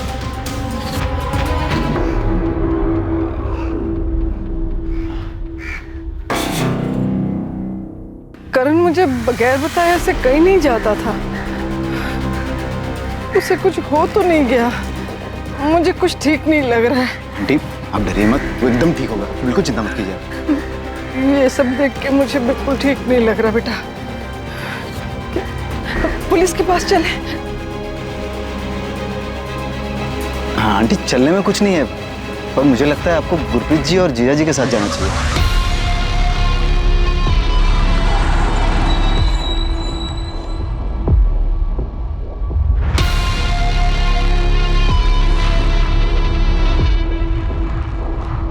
करण 2 दिन से गायब है सर। हमने हर जगह ढूंढा उसे, पर वो कहीं नहीं मिला। रब दे वास्ते मेरे बच्चे को ढूंढ दो जी। आखिरी बार कब देखा था उसे? 4 सितंबर को, जब मैं गुरप्रीत के ससुराल गई थी ना मोगे, तब। करण, मैं जरा 2 दिन के लिए मोगे जा रही हूँ गुरप्रीत के पास। उसकी तबीयत ठीक नहीं है, आ जाऊंगी। जरा अपना ध्यान रखना। हाँ भी कुछ कुछ पैसे चाहिए। कितने? 10,000। इतने पैसे क्यों चाहिए? कुछ काम है। क्या काम है? 2 दिन पहले वो रेंट के पैसे उठाए थे ना, कहाँ गए वो? नशे में? सारे पैसे नशे में उड़ा दिए तूने। अब तुझे पैसे चाहिए ना, तो इस घर से बाहर निकल, कमा और जिन्हें चाहिए खर्च कर ले। हाँ, जाओ अपनी बेटी के पास और बोल देना अपनी बेटी को भी 1 पैसा नहीं दूंगा, 1 इंच नहीं दूंगा अपनी जमीन का। देख लूंगा सबको। मौका पहुंचते ही मैंने उसे फोन किया, लेकिन उसने फोन नहीं उठाया। मुझे लगा गुस्सा है, इसीलिए फोन नहीं उठा रहा है, बाद में उठा लेगा। लेकिन उसके बाद से तो उसका फोन ही बंद आ रहा है जी, परसों रात से। जिन्हें नंबर ते तुसी कॉल किया है वो अजे बंद है। गुरप्रीत, हाँ पुत्र, पहले कम से कम घंटी तो जा रही थी, अब तो फोन ही बंद हो गया है। मम्मी, आप उसे बार बार फोन कर रहे हो, इसलिए तंग आके उसने फोन बंद कर दिया होगा। टेंशन ना लो। 7 तारीख को जब मैं घर वापस आई तो वो घर पे भी नहीं था। आपके बेटे को शराब या ड्रग्स की लत है? जी सर, वो शराब भी पीता है और ड्रग्स भी लेता है, एडिक्शन है उसे। बद्री, क्या हुआ, क्या मामला? सर, ये लोग मिसिंग कंप्लेन लिखवाने आए हैं। ये करण बाजवा 5 सितंबर की रात से गायब है। ये आपका बेटा है? हाँ जी, हाँ जी, परसों से गायब है जी। हम बहुत परेशान हैं। साहिब नगर में किसी को जानती हैं आप? साहिब नगर? क्या हुआ?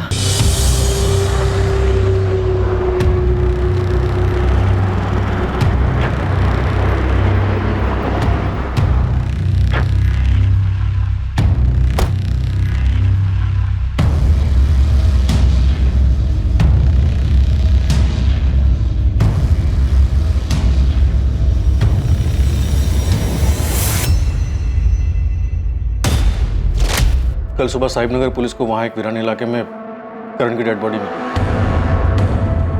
आप लोगों को डेड बॉडी की पहचान करनी होगी ताकि हम कार्यवाही आगे बढ़ा सकें। मम्मी, बॉडी की पहचान हो गई है सर। बॉडी हरलीन बाजवा के बेटे करण बाजवा की है। हरलीन की बेटी गुरप्रीत की तबीयत खराब थी, इसलिए हरलीन गुरप्रीत से मिलने 4 सितंबर को उसके घर मोगा गई थी। 5 सितंबर को करण का फोन स्विच ऑफ हुआ और वो लापता हो गया। और 6 सितंबर की सुबह को करण की लाश साहिब नगर के एक वीरान इलाके से मिली। करण यहाँ एसपी नगर में रहता था, ये साहिब नगर में क्यों गया हो? इसके फोन की डिटेल्स हैं? कल सुबह तक आ जाएंगी सर, पर करण का पोस्टमार्टम हो गया। और बॉडी से जितनी मात्रा में अल्कोहल और ड्रग्स मिला है, उससे साफ कहा जा सकता है कि ये अल्कोहल और ड्रग एडिक्ट था। डॉक्टर, क्या ये पॉसिबल है कि इसे ड्रग का ओवरडोज देकर मारा गया? नहीं, पक्का गला दबा कर मारा गया है। इसके गले की नसें फटी और हाँ, जिस दिन इसे मारा गया है उस दिन भी ये हार्ड ड्रग्स लिया हुआ था, जिसके कारण ये खुद को बचाने का प्रयास भी नहीं कर पाया। मौत कब हुई होगी? परसों रात 10 और 12 के बीच। परसों मतलब 5 सितंबर को, उसी रात जिस रात ये गायब हो। करण साहिब नगर क्यों गया होगा? वहाँ करण का कोई दोस्त रहता है या आप लोगों का कोई रिश्तेदार? नहीं जी, हमारा वहाँ कोई रिश्तेदार नहीं है। क्या आप लोग जानते हैं कि करण को नशे की लत थी और ड्रग एडिक्ट? जी पता था। करण अपने पापा का बहुत लाडला था। 7 साल पहले जब उसके पापा की हार्ट अटैक से डेथ हुई तो अपने पापा का दुख भुलाने के लिए उसने शराब पीनी शुरू कर दी। ये बात मुझे पता थी, लेकिन उसने ड्रग्स कब लेने शुरू कर दिया मुझे नहीं पता। आप लोगों ने करण को नशा मुक्ति केंद्र में भर्ती क्यों नहीं करवाया? सर, वो भी करके देखा, एक बार नहीं कई बार, पर करण वहाँ टिकता ही नहीं था। कुछ ही दिनों में वापस भाग आता था। करण की किसी से कोई दुश्मनी या कोई झगड़ा? दुश्मनी तो नहीं थी, पर 2-3 हफ्ते पहले हमारे पड़ोसी हैं दिलबाग सिंह जी, उन्होंने करण को धमकी दी थी, कहा था कि अगर वो नहीं सुधरेगा तो वो उसको जान से मार डालेंगे। ऐसा क्या हुआ था? उन्होंने करण को और उनकी बेटी हरजोत को एक साथ देख लिया था। हरजोत? ये हरजोत करण की गर्लफ्रेंड थी? हमें नहीं पता कि वो करण की गर्लफ्रेंड थी या नहीं, वो तो बस करण की बचपन की दोस्त थी। हरजोत और दिलवा के फोन नंबर दीजिए और करण के दोस्तों के, शायद उनसे कुछ पता चले। अब क्या लेना है ये तू यार? तुझे चाहती थी वो तो हो गया, मर गया करण। मेरे झूठे दिखाने की कोई जरूरत नहीं है यहाँ पे। ये क्या बोले जा रही है तू? मैं बस इतना चाहती थी कि ये मेरा पीछा ना करे, ये सब नहीं चाहती थी मैं। चुप कर, झूठ मत बोल। तू कोई मौका नहीं छोड़ती थी उसे बेइज्जत करने का। निकम्मा है, मर क्यों नहीं जाता, ना जाने क्या क्या कहती थी। तूने तो मेरे करण के साथ ऐसे नहीं किया ना? ऐसे तो मैं भी कह सकती हूँ कि तूने मारा है इसे। ये सब जानते हैं कि तू कैसे इसके पीछे पड़ी रहती थी, बस यही तुझे भाव नहीं देता था। और तेरे पापा ने तो इसे धमकी भी दी थी, ये तो सबको पता है ना। जुबान संभाल के बात कर, समझी ना, मैं तेरी तरह नहीं हूँ। शांत हो जाओ तुम लोग, बंद करो ये तमाशा। सर, करण का फोन मर्डर की रात यानी 5 सितंबर को उसी की कॉलोनी में रात 9:35 पर स्विच ऑफ हुआ था। जिस रात करण का मर्डर हुआ उसके फोन पर आखिरी कॉल किसका था? उसके फ्रेंड तेजपाल का। ये भी करण की कॉलोनी एसबी नगर में रहता है। इनफैक्ट इसके दोनों दोस्त तेजपाल और राजबीर, इन दोनों ने ही करण को मर्डर से पहले आखिरी बार देखा। परसों रात को ही हम मिले थे। बुलाओ दोनों को, मैं बात करूँ। और तुम पड़ोसी से बात करो। करण जिस लेवल का नशा करता था, तो हो सकता है नशा करके उसने मोहल्ले में कई हंगामे किए हों, झगड़े किए, और अगर ऐसा है तो उसने किसी न किसी दुश्मनी जरूर मोल ली होगी। Right sir. और खबरें से कहो कि करण और उसकी फैमिली की सारी बैकग्राउंड खोद निकालो। सर, करण है ना बहुत अच्छा लड़का था, सबकी मदद करने वाला था, पर जब से उसने नशा करना शुरू किया बर्बादी हो गया। नशे की लत ने उसे हरलीन बहन जी के लिए ही नहीं, पूरी कॉलोनी के लिए सरदर्द बना दिया था। कॉलोनी का सरदर्द मतलब किसी से कोई झगड़ा दुश्मनी रही होगी? दुश्मनी का कोई पता नहीं, पर लोग उससे परेशान ही थे।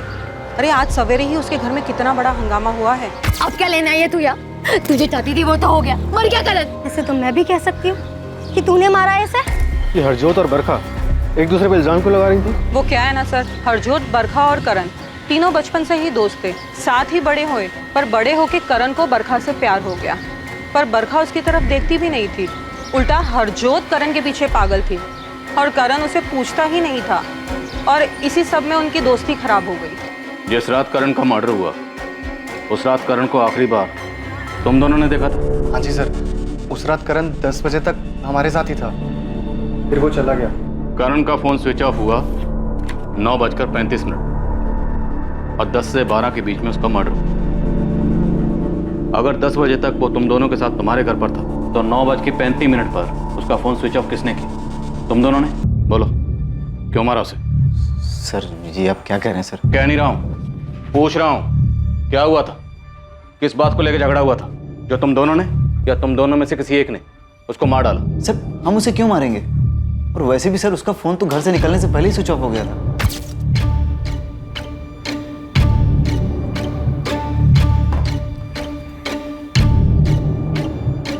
चलो मैं निकलता हूँ। इतनी जल्दी? हाँ यार, कुछ खाऊंगा फिर घर सोने चला जाऊंगा। अबे सुन, अबे तेरा फोन बंद है, चार्ज कर ले। चार्ज कर लूंगा घर जा। तो उसका फोन तुम लोगों ने स्विच ऑफ किया होगा। क्या सबूत है कि तुम लोग सच बोल रहे हो? सर आपको देने के लिए कोई सबूत तो नहीं है हमारे पास, पर उस रात यही हुआ था। सर हम कसम खा के कह रहे हैं सर हम झूठ नहीं कह रहे, वो हमारा बेस्ट फ्रेंड था। बेस्ट फ्रेंड हो तो फिर इतना भी जानते होगे कि बेस्ट फ्रेंड की लाइफ में कोई थी या नहीं थी? बोलो, थी कोई? हाँ, मैं करण से प्यार करती थी, और आज से नहीं, जब मैं 12 साल की थी तब से। लेकिन करण तुमसे नहीं, बरखा से प्यार करता है ना? हाँ, शुरू में वो बरखा को चाहता था, पर 2 साल पहले जब बरखा की शादी हुई, उसके बाद मैं और करण क्लोज है, हमारा अफेयर, हमारा रिलेशनशिप शुरू। अगर ये सच है तो फिर बरखा ने यही क्यों कहा करण तुमसे प्यार नहीं करता था? I love you Karan. I love you Barkha. अब बरखा क्यों झूठ बोल रही है ये मुझे नहीं पता, पर सच तो ये है कि मैं और करण साथ में बहुत खुश थे। तुम्हें क्यों लगता है कि बरखा करण की मौत चाहती थी? क्योंकि बरखा करण से बहुत नफरत करती थी। बरखा तुम्हारी भी दोस्त है ना? हम बचपन से एक दूसरे को जानते हैं, पर अब उसकी अपनी जिंदगी है और मेरी अपनी। दोस्ती दुश्मनी जैसा कुछ नहीं है। वो निकम्मा धरती पे बोझ था जी। मुझे उस चर्सी के बारे में कोई गल नहीं करनी। वो मर चुका है, तब भी आपकी नफरत कम नहीं हुई है। तब तो आपको बहुत तकलीफ होती होगी ये जान करके आपकी बेटी उससे प्यार करती है। बहुत थी, क्योंकि मुझे मालूम था कि वो निकम्मा मेरी बेटी के लायक नहीं है। तो उसका कोई उपाय नहीं किया आपने? कोशिश तो की थी कि हरजोत की कहीं शादी हो जाए और वो उसकी जिंदगी से दूर चला जाए। बेटा ऐसे नहीं करते बेटा। सिवाय इसके कि आप लोग मुझे शादी के लिए मजबूर नहीं करोगे। बोलो नहीं करोगे। देखो उस दिन के बाद मैं इतना डर गया था कि उसके बाद कभी हरजोत से शादी के बारे में बोलिए नहीं। तो इस प्रॉब्लम से बचने के लिए करण का मर्डर करवा देना सबसे अच्छा उपाय है। उपाय तो अच्छा है जी, पर मैंने मारा नहीं उसे, क्योंकि मुझे पता था कि उसके बाद हरजोत कभी मुझे माफ नहीं करती। सर हरजोत करण से बहुत प्यार करती है सर। और करण? करण उससे प्यार नहीं करता था, वो सिर्फ उसे यूज कर रहा था। हरजोत को ये पता था? पता नहीं सर। मान लो अगर हरजोत को पता था कि करण उसे यूज कर रहा है, तो क्या हरजोत करण को नुकसान पहुंचा सकती थी? नहीं सर, कभी नहीं सर। वो तो करण से बहुत प्यार करती थी सर। तुम लोगों को पता नहीं है, 80% क्राइम प्यार करने वाले ही करते हैं। सर हम दोनों बचपन से बेस्ट फ्रेंड थे और करण ने प्यार व्यार की बात करके सब खराब कर दिया। ये बात मैंने बड़े प्यार से उसे समझाई भी थी, पर वो सुनने को तैयार ही नहीं था। हाँ बोल, क्या बोलना था तेरे को? बरखा मैं तुमसे। देख करण, तुझे जो कुछ भी बोलना है ना जल्दी बोल। मुझे कॉलेज के लिए लेट हो रहा है, प्रोजेक्ट सबमिट करना है। बहुत प्यार करता हूँ मैं तुमसे और अपनी पूरी लाइफ तुम्हारे साथ बिताना चाहता हूँ। देख करण, हम बचपन से बेस्ट फ्रेंड हैं, पर सिर्फ फ्रेंड हैं। मैं तुझे बॉयफ्रेंड की तरह नहीं देख सकती यार। देख मैं भी तुझसे बहुत प्यार करती हूँ, पर सिर्फ फ्रेंड वाला। प्रॉब्लम क्या है मुझ में? करण तुझ में कोई प्रॉब्लम नहीं, तू बहुत अच्छा लड़का है। तुझे मुझसे भी ज्यादा अच्छी लड़की मिल सकती है, पर तुझे पता है ना कि मेरे पापा कैसे हैं। अगर उन्हें इस सब के बारे में पता चल गया तो घर में हंगामा हो जाएगा। लेकिन बरखा। करण प्लीज प्लीज मुझे अपने दिमाग से निकाल दे, हमारा कुछ नहीं हो सकता। सर मेरे इतने समझाने के बाद भी करण ने मेरी एक बात नहीं सुनी। उसने मुझे परेशान करना बंद नहीं किया, वो मेरा पीछा करने लगा। दिन ब दिन उसकी हरकतें बढ़ती ही जा रही थी सर, और एक दिन तो उसने हद ही कर दी। बरखा। करण तू यहाँ पे क्या कर रहा है? क्या हुआ, क्यों चिल्ला रहे हो? कल मुझे आपसे बात करनी है। घुमा फिरा के नहीं कहूंगा, सीधे सीधे बोलता हूँ, मैं बरखा से प्यार करता हूँ। हमेशा खुश रखूंगा इसको मैं, और ये भी मुझसे उतना ही प्यार करती है, लेकिन आपके डर से बोलते नहीं है कभी। पापा ये झूठ बोल रहा है। मैं इससे कोई प्यार व्यार नहीं करती पापा। मैंने इससे कभी नहीं कहा कि मैं इससे प्यार करती हूँ। ये झूठ बोल रहा है पापा। शगुन, पापा इसकी बात मत सुनिए। इसको अंदर लेके जाओ। अभी की अभी मेरे घर से निकल जा और दोबारा कभी दिखाई मत देना। भूल जा बरखा को। चल निकल बाहर। सर उसकी वजह से मेरी पढ़ाई, मेरा करियर सब बर्बाद हो गए। उसने मेरी जिंदगी तबाह कर दी सर। उसने तुम्हारी जिंदगी बर्बाद कर दी और तुमने उससे बदला लिया उसका मर्डर करके। क्या? सर मैंने ऐसा कुछ नहीं किया, मैंने नहीं मारा उसे। करण को मारने का मकसद था तुम्हारे पास, और उसका मर्डर तब हुआ जब तुम अपने माँ बाप के पास आई हो। मेरी मम्मी की तबीयत खराब चल रही है, इसीलिए मैं यहाँ पे आई हूँ सर। सर हम आपको ये कैसे बता सकते हैं सर कि बरखा करण का मर्डर कर सकती है या नहीं? हरजोत को छोड़कर उसके पिता दिलबाग और बरखा के अलावा और किसे करण से प्रॉब्लम थी? पता नहीं सर, हमें जो कुछ पता था हमने आपको सब सच सच बता दिया।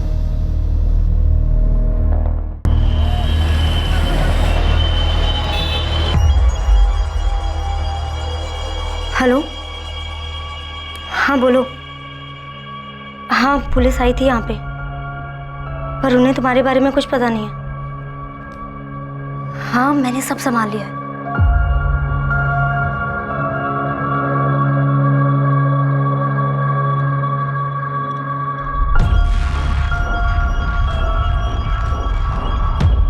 अफसोस बेटा, मुझे मालूम है तू बहुत दुखी है, लेकिन सुबह से तूने कुछ भी नहीं खाया। थोड़ा कुछ खा ले। वो निकम्मा, वो चसीकरण मर गया। अभी खुश है आप? कहना क्या चाहती तू? पापा सच बोलिए, क्या आपका इसमें कोई हाथ था? मुझ पे शक कर रही बेटा? नहीं बेटा, मैंने कुछ नहीं किया। पापा सॉरी पापा। हाँ सरबजीत पाजी, अगले महीने सगाई रख लेते हैं और शादी की डेट भी निकाल लेंगे। आप शादी की तैयारी करो। हाँ जी, हरजोत मान गई है शादी के लिए। मम्मी ये लीजिए दवाई।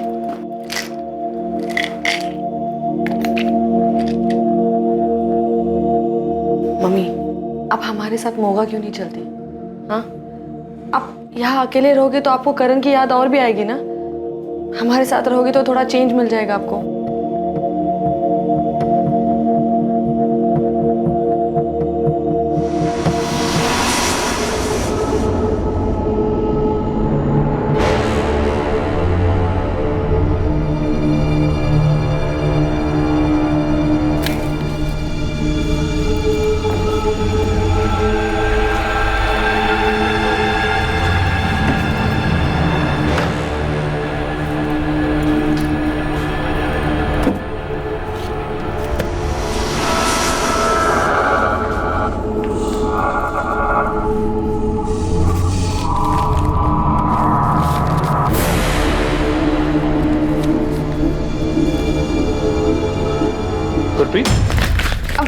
हाँ?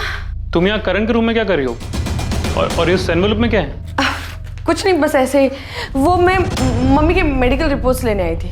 मगर मम्मी जी की मेडिकल रिपोर्ट्स तो मम्मी जी के रूम में होंगे ना? हाँ, पता नहीं मुझे क्या हो गया, मेरे दिमाग ने ना जैसे काम करना ही बंद कर दिया। आप चलिए ना, मैं ये सब ठीक करके आती हूँ।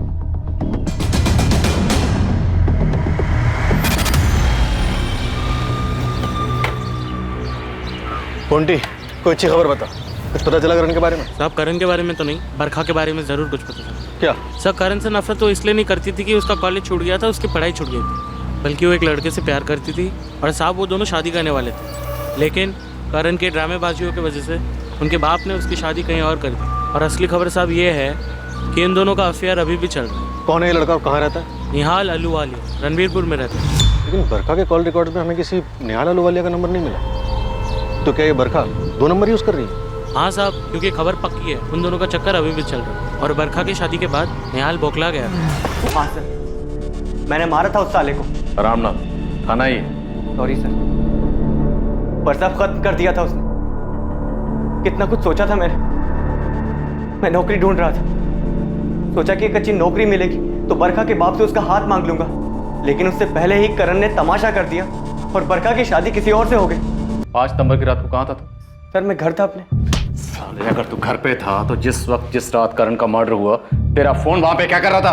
सर मैं सच बोल रहा हूँ सर, मैंने करण को नहीं मारा। सिर्फ तूने नहीं, तूने और तेरी गर्लफ्रेंड बरखा दोनों ने मिलकर मारा है। तूने पहले से प्लानिंग कर रखी थी। जब बरखा अपने माँ बाप के घर जाएगी, तुम दोनों मिलकर करण का मर्डर करोगे, है ना? नहीं सर, ये सच नहीं है। तो उस रात तो बरखा के साथ नहीं था? सर मैंने करण को नहीं मारा सर, मैं इससे ज्यादा और कुछ नहीं बता सकता। ठीक, तो सोच ले ज्यादा कब बोलना। तब तक सड़िए, जाने मत देना। सर अगर निहाल ने करण को नहीं मारा तो फिर बता क्यों नहीं रहा है कि उस रात करण की कॉलोनी में करने क्या गया था? ये निहाल उस रात बरखा के साथ होगा, इसलिए नहीं बता रहा। हमें ये पता लगाना है कि क्या इन दोनों ने मिलकर करण का मर्डर किया। देखते हैं, कुछ वक्त अंदर रखते हैं, शायद 7 बार आ जाए। सर अब तक जितने भी लोगों से पूछताछ की, किसी का भी कनेक्शन साहिब नगर से नहीं, जहाँ करण की लाश मिली थी, और किसी के फोन रिकॉर्ड में भी कुछ नहीं मिला। समीर, कहीं हम गलत डायरेक्शन में तहकीकात तो नहीं कर रहे? करण की माँ ने बताया कि उनकी 10 एकड़ जमीन, 10 एकड़ जमीन कम नहीं होती। सर आपका मतलब है कि जमीन को लेके कोई झगड़ा? चांसेस हैं सर, अगर प्रॉपर्टी के पेपर्स करण के नाम हो तो। पता लगा प्रॉपर्टी किसके नाम पर और इनकी माली हालत कैसी, और करण की बहन गुरप्रीत और उसका जीजा अमन, दोनों के कॉल रिकॉर्ड्स निकलो।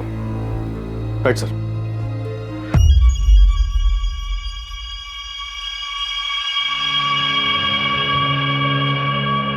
बरखा, तेरी माँ की तबीयत अब ठीक है, तो अपनी पैकिंग कर और ससुराल जाने की तैयारी कर ले। पापा मम्मी की तबीयत अभी ठीक है, पर पूरी तरह से नहीं ठीक है पापा। जितना बोलना है उतना कर। मिठाई का डिब्बा तो ठीक ठाक रख दिया ना? जी रख दिए, पर आपको नहीं लगता आप कुछ ज्यादा ही जल्दी कर रहे हैं? हरजोत को पता चलेगा ना तो। तू टेंशन मत ले, शादी की तैयारी कर, हरजोत को मैं संभाल लूंगा। हाँ, जमीन करण के नाम पर थी, लेकिन मैं बस अपना हिस्सा मांग रही थी। और इसका मतलब ये थोड़ी ना कि मैं अपने भाई का मर्डर कर दूंगी। तब भी नहीं, जबकि आपके हस्बैंड की माली हालत बहुत खराब है, पैसों की तंगी और वो खुद का बिजनेस शुरू करना चाहते हैं। हाँ, मैंने बिजनेस का पूरा प्लान बना लिया था। अगर वो शुरू हो जाता, चल जाता, तो हमारी लाइफ बन जाती। लेकिन शुरू नहीं हो पाया, है ना? क्योंकि करण ने प्रॉपर्टी में हिस्सा देने से साफ मना कर दिया था। हाँ, क्योंकि उसे अपने अलावा और कुछ नहीं दिखता था। वो सारी प्रॉपर्टी, सारा पैसा नशे में उड़ा देना चाहता था। और इस बात का बहुत गुस्सा था? नहीं, गुस्सा नहीं था, पर पूरा तो लगा था। मैंने तो गुरप्रीत को ये भी बोल दिया था कि कोई जरूरत नहीं उसे हिस्सा मांगने की या पैसे मांगने की। गुरप्रीत, अगर वो हिस्सा नहीं देना चाहता तो रहने दो ना, बेकार मैं उसके पीछे मत पड़ूं। क्यों रहने दूं मैं? हाँ, वो मेरे पापा की प्रॉपर्टी है, मेरा भी उसमें बराबर का हिस्सा है। मैं अपना हिस्सा क्यों छोड़ूं? और वैसे भी मैं पैसे उड़ाने के लिए थोड़ी ना मांग रही हूँ, मैं तो हमारे बिजनेस के लिए मांग रही हूँ ना। हाँ, मुझे पता है, पर मैं ठीक ठाक कर रहा हूँ ना, और सब सही चल रहा है। अमन, आप क्यों नहीं समझ रहे? वो ये सारे पैसे ड्रग्स में उड़ा देगा, सब कुछ बर्बाद कर देगा। नहीं, मैं ऐसा नहीं होने दूंगी, कभी नहीं। हाँ, मैं मानता हूँ कि गुरप्रीत को हिस्सा चाहिए था, और करण से गुस्सा थी कि करण घर के सारे पैसे नशे में बर्बाद कर रहा था। पर गुरप्रीत करण की बहन है, वो अपने छोटे भाई को कैसे मार सकती है? अमन, जब बात प्रॉपर्टी पे आ जाती है ना, तो अच्छे अच्छे साधु भी डाकू बन जाते हैं। होते होंगे सर, पर गुरप्रीत ऐसी बिल्कुल भी नहीं है। तुम्हारी और करण की बिल्कुल भी नहीं बनती थी ना? हाँ, वो मुझे पसंद नहीं करता था, क्योंकि मैंने और गुरप्रीत ने उसके पापा की मर्जी के खिलाफ शादी की थी। लेकिन मैंने करण को नहीं मारा, और ना ही गुरप्रीत ने मारा। नहीं सर, ना मेरी बेटी ना मेरा दामाद, दोनों ही ऐसा नहीं कर सकते। वजह ही नहीं है उनके पास ऐसा कुछ करने की। उनके पास वजह नहीं है तो किसके पास? क्या पता।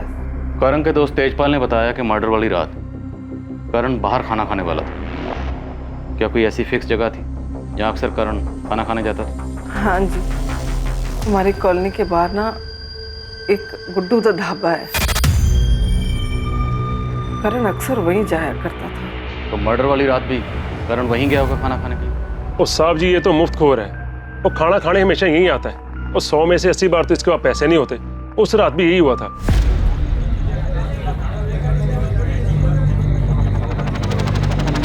ना हुआ पाजी, 200 हो गया तेरा।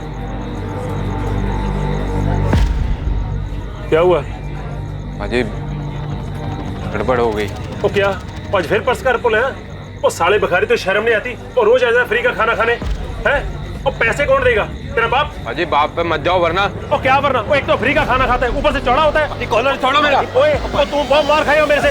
यार तू लड़ रहा है? यार पैसे नहीं देता यार। तो बिल की बात है ना, मैं देता हूँ इसका बिल। कितना हो बताओ? 200 हो गया।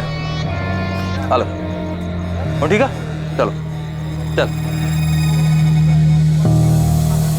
कौन था वो आदमी जो करण को अपने साथ ले गया था? पता नहीं साहब जी, वो पहली बार आया था, मैंने पहली बार देखा उसे। शक्ल याद है? स्केच बनवा सकते हो? साहब जी, स्केच तो मुश्किल है, मैंने उसकी शक्ल अच्छे से नहीं देखी, पर एक काम कर सकता हूँ, अगर वो दोबारा आएगा तो मैं आपको फोन करके बता सकता हूँ। ये पुलिस वाले भी कुछ भी बोलते हैं। मैं अपने भाई को मारूंगी, वो भी प्रॉपर्टी के लिए।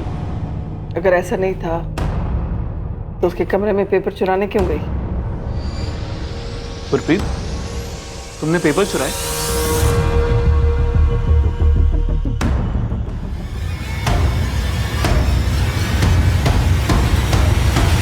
किसने मर्डर किया था करण का? क्या बरखा और निहाल ने, जिनके प्यार के बीच करण आ गया था, या हरजोत ने, जो बचपन से ही करण से प्यार करती थी लेकिन करण सिर्फ उसका इस्तेमाल कर रहा था? या फिर कातिल कोई अपना ही करीबी था, शायद करण की अपनी बहन गुरप्रीत, जो जायदाद में हिस्सा चाहती थी? सभी संदिग्धों के पास कत्ल का मकसद था, पर पुलिस के पास किसी के खिलाफ कोई पुख्ता सबूत नहीं थे। पुलिस ने इस केस में अंधेरे में एक तीर चलाया था। क्या वो तीर निशाने पर लगने वाला था, या फिर इस केस की दिशा बदलने वाली थी? सर, निहाल ने ऐसा क्या किया है जो आपने उसे लॉकअप में बंद किया हुआ? जिस वक्त जिस रात करण का मर्डर हुआ, निहाल तुम्हारी कॉलोनी में था, और वो बताने से मना कर रहा, तो वहाँ क्या कर रहा था? उस रात, उस वक्त वो मेरे साथ था। सबूत क्या है इस बात? सर एक मिनट। सर, ये हमारी पर्सनल पिक्चर्स हैं। इन्हें मैं आपको दिखाना तो नहीं चाहती थी, पर मैं निहाल को अंदर सड़ने भी नहीं दे सकती। आप देख लीजिए।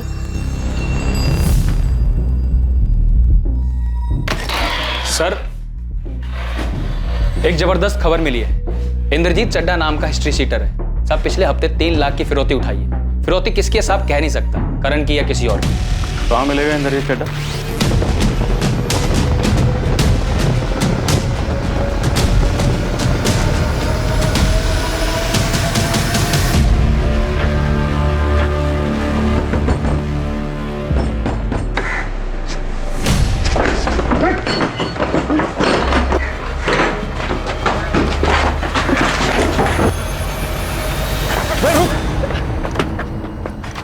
क्या हुआ सर जी? क्यों दौड़ा रहे हो? चल थाने, अब हमारा डंडा तुझे दौड़ाएगा।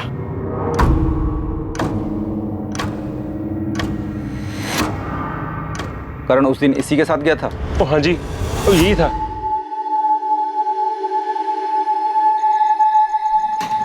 भाई कौन हो आप? मैं जानता हूँ आपको। नहीं, बस इतना समझ ले कि थोड़ी इंसानियत बची है मेरे में, और तुझसे एक छोटा सा काम भी था, इसलिए तेरी मदद की मैंने। मुझसे क्या काम होगा? कुछ खास नहीं, बस पता चला कि तू ड्रग्स लेता है, इसीलिए। पुलिस वाले हो क्या? अरे डर मत, पुलिस वाला नहीं। एक्चुअली मैंने अभी भी अपना ड्रग्स का धंधा शुरू किया, तुझे भी कुछ हो तो बोल दे। बोल दूंगा, लेकिन स्टफ अच्छा होगा तभी। 1 नंबर स्टफ है मेरे पास, 1 नंबर। ट्राई करेगा? अभी है? ट्राई करवा सकता हूँ, लेकिन तुझे मेरे साथ साहिब नगर तक चलना पड़ेगा, क्योंकि मैं मेरा सारा धंधा वहीं से ही ऑपरेट करता हूँ।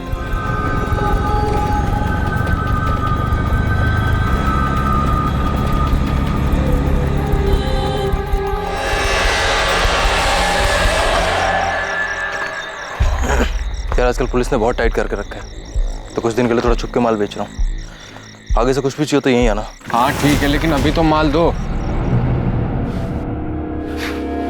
हमें पता चल गया कि करण का मर्डर तो नहीं किया। बोल, सुपारी किसने दी? बोल बोल। बताता हूँ साहब, सब बताता हूँ। क्यों मारा करण? वो तुझे पसंद नहीं करता था इसलिए, या गुरप्रीत को हिस्सा नहीं दे रहा था इसलिए? तेरे इस प्लान में गुरप्रीत भी शामिल थी? नहीं, गुरप्रीत ने कुछ नहीं किया, उसे तो मालूम भी नहीं था। उसे नहीं मालूम तो किसे मालूम? ये सब मैंने अकेले नहीं किया।